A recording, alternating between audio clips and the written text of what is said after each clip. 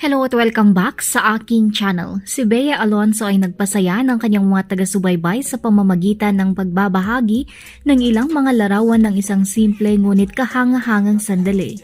Ang mahusay na aktres ay nakita ang nag-e-enjoy sa pagkain ng mga street foods tulad ng kwek-kwek at fishball.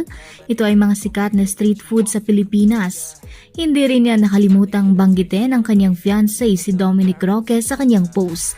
Sinabi niya sa kanyang caption na paborito din ito ni Dominic Roque, ang mga klasikong Filipino street snacks na ito.